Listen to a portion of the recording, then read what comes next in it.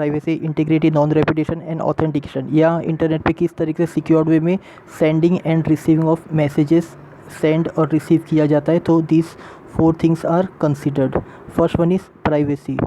जब भी आप इंटरनेट पे मैसेज सेंड करते हो तो you need to consider that internally externally जो भी हैकर्स है, तो यहाँ पे ड्यूरिंग ट्रांजिट कम्युनिकेशन सेशन के ज़रिए आपका जो भी मैसेज सेंड हो या रिसीव हो वो सिक्योर्ड हो। तो यहाँ पर it is shown that 2 parties are mister A and mister B is there, and ये दोनों को कुछ सिक्योर्ड इंफॉर्मेशन एक्सचेंज करनी है। सो ये दोनों ये एक्सपेक्ट करते हैं कि इन दोनों के अलावा किसी और पार्टी को इन्फॉर्मेशन डिस्क्लोज़ ना हो, तो ये एनक्रिप्ट करके इन्फॉर्मेशन सेंड करते हैं। But suppose in between some person somehow manages to access their content which was not desired by these 2 person, तो we would say this the confidentiality is lost, integrity is lost. तो principles of confidentiality ये specify करता है कि only the sender and only the intended recipient should be have able to access the content of the message. अगर किसी third party को information reveal हो जाती है तो we would say that confidentiality is lost, secrecy is lost. तो बहुत सारे companies what they used to do, they used to give training to their employees, not only to the employees whenever we visit any website. तो while setting a password the website suggests us set a strong password. तो कभी हमको कहा जाता है upper case, lower case, तो it's also one type of example that जब भी आप किसी वेबसाइट पे यूज़र नेम और पासवर्ड सेट करते हो एंड जब उस अकाउंट से नेक्स्ट अकाउंट में आप इन्फॉर्मेशन सेंड हो तो आपकी इन्फॉर्मेशन सिक्योर्ड वे में सेंड हो, डाटा आपका एनक्रिप्टेड हो, तो पासवर्ड आपको जो सजेस्ट किया जाए स्ट्रॉन्ग सेट करे वो it's an example of confidentiality. जितना स्ट्रॉन्ग आपके अकाउंट का पासवर्ड होगा उतना ही किसी थर्ड पार्टी इंट्रूडर अटैकर को आपका अकाउंट एक्सेस करने में प्रॉब्लम होगी। Okay, next comes your integrity. Integrity means जब भी आप इंटरनेट पे अपना मैसेज सेंड करते हो और जब भी उस while sending a message during transit अगर कुछ मॉडिफिकेशंस, अगर कुछ करप्शंस हो data gets corrupted during the transit, we would say that integrity is lost. So कब इंटीग्रिटी लॉस्ट होंगी? जब कोई थर्ड पार्टी आपका इंफॉर्मेशन एक्सेस करता है तो उस वक्त आपका integrity will be lost. See that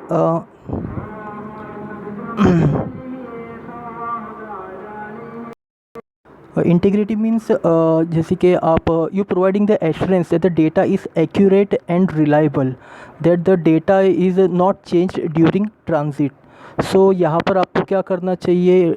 during transmission, during reception of the message आपको डेटा चेकसम सेट करना होता है। डेटा चेकसम क्या होता है मैंने OSI लेयर में आपको बता दिया है, उस पर एक वीडियो भी बना दिया, लोग क्लासरूम में बता दिया था डेटा चेकसम क्या होता है।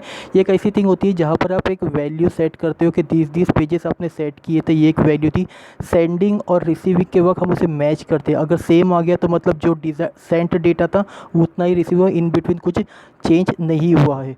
तो integrity is the most important. जैसे कि एग्जांपल दिया गया है कि like if you write a cheque of rupees 100 या $100, तो आपने अगर चेक 100 रुपीज़ के फेवर में इशू किया है, बट मान लीजिए आपने जब चेक इशू किया था तो आपने कॉन्फिडेंशियली इस पे ध्यान नहीं दिया था फर्स्ट स्टेज पर, तो हो गया है वो जो चेक 100 रुपीज़ का था वो 10,000 रुपीज़ में कन्वर्ट हो गया। तो ये क्या था?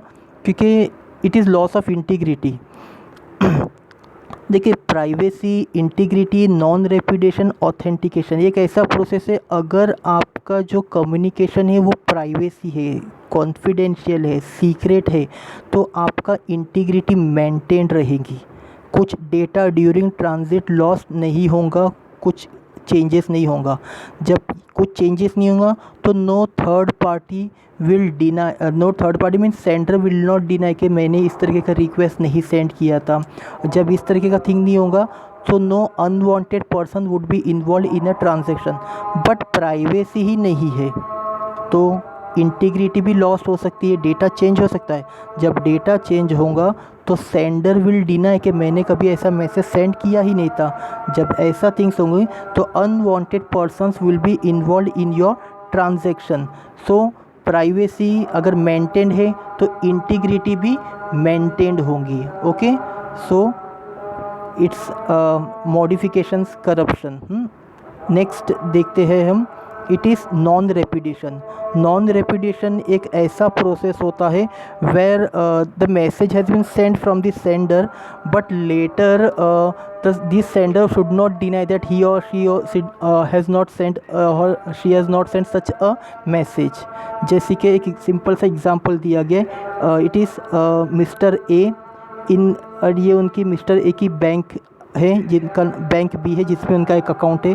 तो इनको एक्चुअली एक मैसेज सेंड करना था अपनी बैंक को कि लाइक सेंड रुपीज़ 1000 टू सी, जिससे उन्होंने कुछ परचेस किया होगा। तो ये था एक्चुअल में एक ideal route, but message actually इस तरीके से होते हुए गया मैसेज। तो जो मैसेज था, ए ने प्राइवेसी पे ध्यान नहीं दिया तो सी ने मैसेज को ट्रेस कर लिया एंड ए से सी को जो मैसेज सेंड हुआ इट वॉज ट्रांसफ़र ₹100 टू सी। अब सी ने मैसेज बी को इस तरीके से सेंड किया कि ट्रांसफ़र ₹1000 टू, सॉरी थोड़ा चेंजेस हो गया। ए ने मैसेज जो बी को अपनी बैंक को सेंड किया था कि ट्रांसफ़र ₹100 टू डी, जिनसे उन्होंने कुछ परचेस किया था। जैसे मैसेज सी रिसीव करते हैं, सी मैसेज को चेंज कर देते हैं एंड बी को फॉरवर्ड कर देते हैं कि ट्रांसफ़र ₹1000 टू सी। जैसा ही ए अपनी बैंक स्टेटमेंट देखते हैं कि ए ने जो बी को रिक्वेस्ट सेंड किया था कि डी को ₹100 सेंड करे, तो बी ने सी को ₹1000 सेंड कर दिया। बैंक तो वेरीफाई नहीं करने वाली, बैंक तो यही अज्यूम करेंगे कि हमारे एक कस्टमर मिस्टर ए से रिक्वेस्ट आई है, तो बैंक वुड हैप्पीली फुलफ़िल जो ए की रिक्वेस्ट है उनको वो ईज़िली फुलफ़िल कर देंगे। तो ये था non repudiation, A should not deny, क्योंकि अगर इनिशियल आपने प्राइवेसी पे ध्यान नहीं दिया है तो सेकेंड स्टेज में डेटा चेंज हो गया। जब डेटा चेंज हो गया तो अब यहाँ पे sender would deny. And the last one is authentication. Authentication एक ऐसा प्रोसेस होता है जहाँ पर वेरीफाई किया जाता है। जैसे कि अगर मैं किसी सिस्टम को एक्सेस कर रहा हूँ तो मुझे सिस्टम को ये एश्योरेंस दिलाना होगा कि मैं ही वो पर्सन हूँ एंड मैं अपना ही अकाउंट एक्सेस करने जा रहा हूँ। जैसे कि आपको अपनी आइडेंटिटी को वेरीफाई करना होगा। जैसे कि अगर मैं किसी वेबसाइट पे चला जाता हूँ एंड मैं कुछ ईमेल आईडी, जो भी मेरा ईमेल आईडी मैं एंटर करता हूँ, उसके बाद मैं पासवर्ड सेट करता हूँ एंड हो सकता है मैंने कई बार पासवर्ड चेंजेस किया था, तो नाउ आई एम कंफ्यूज, तो I will be clicking on forget password. तो मुझे कुछ क्वेश्चंस पूछती है वो वेबसाइट कि आपका ओल्डर पासवर्ड क्या था, या आपका पेट नेम क्या था, या फिर जिस आप देखते होंगे कभी आपको OTP पासवर्ड आता है, कभी कुछ कॉल आता है जिसमें आपको सिक्योरिटी नंबर री एंटर करने कहते हैं, या आप लोगों को कुछ कभी ऐसा डिवाइस एक्सेस करना है जहाँ पे आपको बायोमेट्रिक के ज़रिए से एग्ज़ाम नहीं कहेंगे, आपको वेरीफाई करना होता है, उसके बाद ही ये क्लेम किया जाता है कि हाँ वो मैं ही पर्सन था। तो ऑथेंटिकेशन एक ऐसा प्रोसेस है जहाँ पर आपको ये एश्योरेंस देना होता है कि कोई थर्ड पार्टी नहीं है, मैं ही जेन्युइन पार्टी। जैसे कि एग्जांपल यहाँ पे दिया गया है, mister A, mister B and mister C. Mister C is sending a message to mister B that I am user A, जहाँ पर ए का कुछ भी इन्वॉल्वमेंट नहीं है। तो it is an example of authentication. जब प्राइवेसी मेंटेन नहीं होंगी तो इंटीग्रिटी भी मेंटेन नहीं होगी, डेटा चेंज होगा। जब इंटीग्रिटी भी मेंटेन नहीं है तो नॉन रेपुडिएशन होगा। सेंडर डिनाई करता है कि मैंने इस तरीके का कभी भी बैंक को मेल या रिक्वेस्ट सेंड नहीं किया था कि सी को सेंड करे। जब इस तरीके का थिंग क्राइम होता है तो unwanted persons would be involve in a transaction. एक लास्ट सिंपल सा एग्जांपल देके टॉपिक को एंड करता हूँ।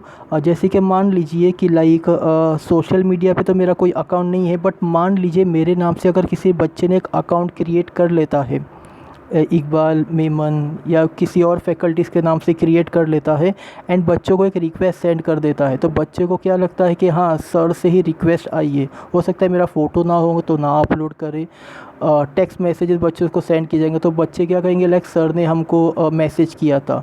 तो वहाँ पर मैं नहीं हूँ, that person is posing as कोई भी, या तो assuming as posing as Iqbal sir और पोजिंग एज कोई अदर सर या मैडम के थे, तो जहाँ पे हमारा कुछ इन्वॉल्वमेंट नहीं है, तो it's a case of authentications. Thank you.